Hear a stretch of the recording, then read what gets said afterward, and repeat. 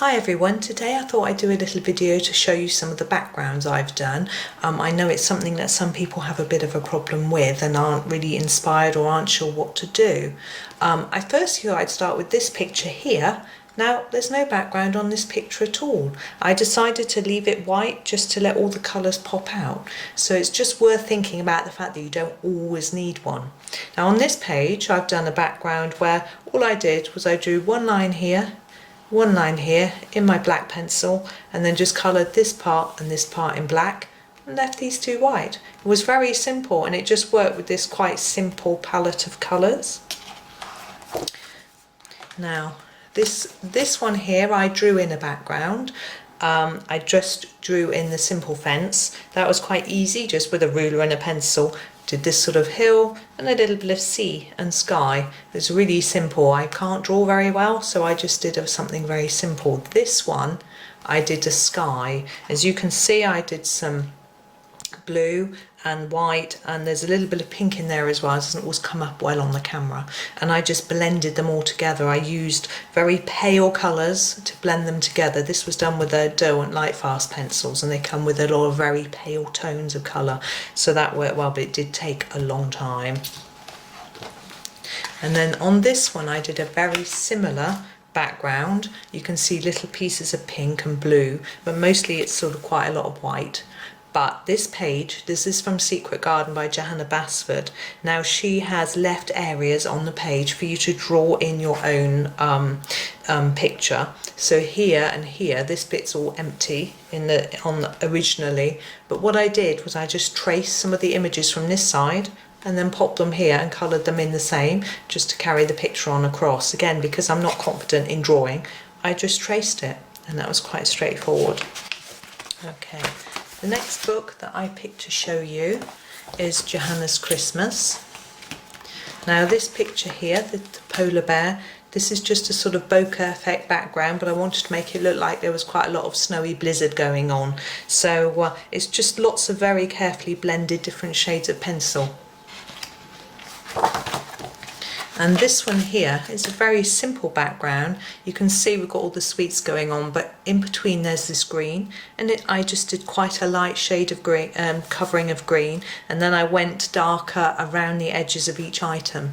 So again, quite straightforward. It did take quite a long time because there's so much little detail on this page, but it just made the sweets stand out, particularly the white ones. It needed a background behind because the white ones didn't stand out.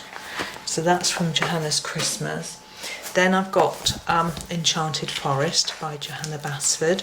Now this one, I did this as a competition piece. In a particular colouring group I'm in, we were to do a piece inspired by an artist.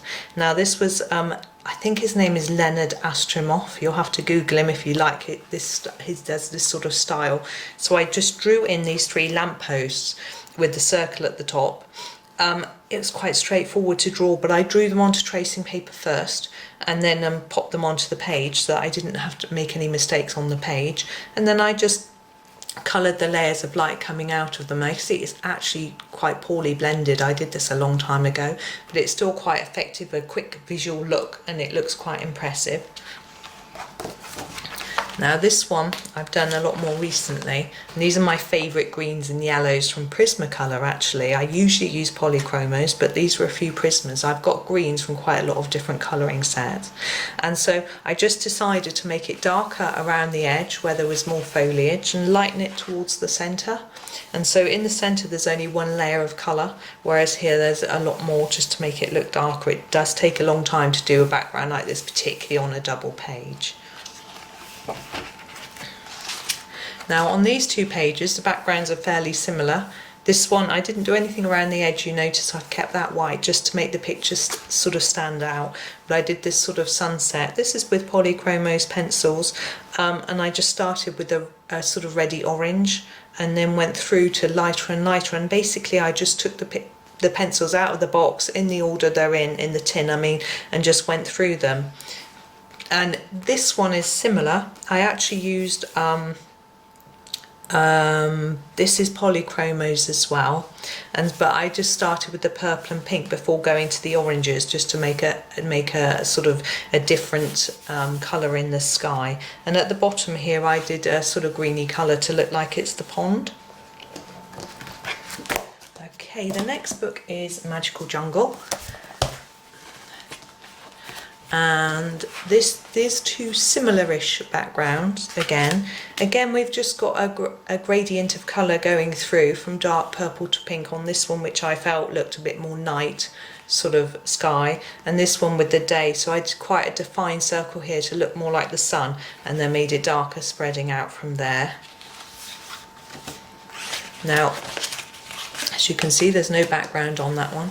But this one is a pastel background. So I took my dry chalky pastels and scraped them with a knife onto the page and then rubbed them in with cotton wool. And I did a green, you can see around here, I did some yellower colour around here, it may not pick it up. And then a little bit of brown around the branch just to tone in with the colours that I knew I was going to colour the page. I did the pastels first. I put some workable fixative on top of them, and then I coloured in the animal because I didn't want to sort of spread it all over the page. And the last one I was going to show you is this one from this book. This is a black Posca pen, and because I wanted to leave these flowers here, I think they're sort of lilies, white, I needed a background behind to make them really stand out, so I just used some black. Now, Posca pen I find you need to use last, because if you colour on top of it, then you can see that colour. So I always do it last. Also, start at the top, work downwards, or else you're going to smudge it. It takes a while to dry. So that's that one with Posca. Now we have World of Flowers. There's a couple of different ones in here. Now this one, I drew in these bushes and the sky and this some grass here with some sort of clumps of flowers. Now this was from a tutorial in a book. This was another one of Helen Elliston's special Colorist special effects books. I can't remember which book it is, but I'll link to that in the description so you can have a look at that and see if you're interested in getting the book for that one. Now this is just one plain colour on the back of there, just to make it all blend in together. Now for this one again, because my drawing skills are limited, I just drew a window frame. So this picture was just the pots. So I drew in this line and sort of coloured a wooden shelf, and then just drew in this window frame. It's very easy to do a circle. I just use sellotape or any other round thing like a mug or anything to leave a circle. And then I just wanted to make it look sort of wintry and snowy. So I did this sort of swirly bluey grey background, and then there are dots of white Posca or white gel pen, I'm not sure which, to look like snow. You probably can't see it until you get closer. Now this one is quite, a lot of people struggle with the background on this particular picture, but I found this idea, somebody else had done it, and I thought it was a fabulous idea. So just to draw in stripes as if you've got your stripy wallpaper, and then you just have to block colour in, and these bits are left white, and it just looks a little bit more like you've done something to it. And because a lot of my bottles and things are pink and purple in it, the blue just seemed to work well with this particular design. And then on this page, I experimented with lots of different background ideas. So I thought it was good to show you. Here we have a rainbow. That was really good fun to do. The only problem is you do the rainbow and then you're not sure what colour to actually do the picture on top. So as there was no pink in my rainbow, I could choose pink. And then this one is just a dark plain colour. This one here I did little squares. I drew tiny little squares all over it and coloured half in pink and half in blue. And this one I tried to get a sort of cloud effect. And then these are just different colours in a sort of gradient, a bit like I did with the sort of skies and things. On this page I've got a metallic pen there, that's a Posca. This one's just a felt pen.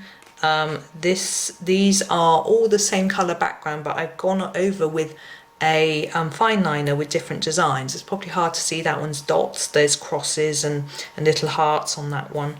So, and this is just a plain blue background, there's white dots on there. So I just tried lots of different little experiments. So these pages are really great for just trying out all that sort of thing. And it's not so daunting when you've just got to tackle a piece of background that big rather than like a whole double page.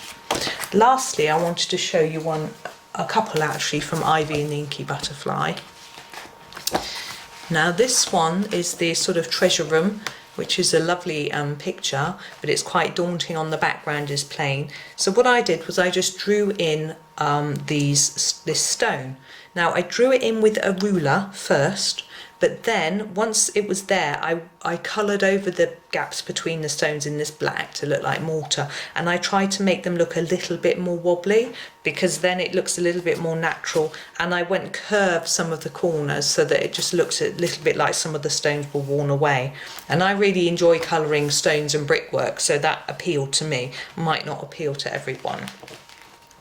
Now this one I was going to show you, can see it's got a metallic blue Posca pen in the background there, and I left all this swirly bit just white because I thought it just stood out with the blue pen, and then these are sort of gradient of blues, so starting off with the darker, coming through with a lighter one. Now this one was fun. I had a greetings card with a background with all sorts of really vibrant colours on, and it inspired me, and I just had a go behind the dragon. I mean, it doesn't make any sense for the story why he's got this massive he's got this big multicoloured background behind her, but it was just fun. I just wanted to have a go at something vibrant in the background, and it just seemed to be like it might work for this picture. So there's a lot of blending, a lot of work, but it's done with polychromos pencils. And the last one I want to show you is this one here. Now this is I'll hold it up a little bit. This is a gradient again, so you've got your orangey colour on the outside going through to a yellow in the middle, and I thought that one seemed to just come out quite well. You can see on the other page I did this orange one, which I didn't think came out very well, but hey ho, it doesn't always come out as planned. But I felt that the colour of the background worked well with the pink and purple flowers and the blue teapot and everything else. But it was a nice one to do because it was just a little area. You see, I didn't bother doing anything around here. So I hope that's helped you all with getting some ideas for backgrounds. Remember, you don't always have to do one, but if you're inspired, just have a go at something, and it can be a lot of fun. Okay, thank you for watching. Bye.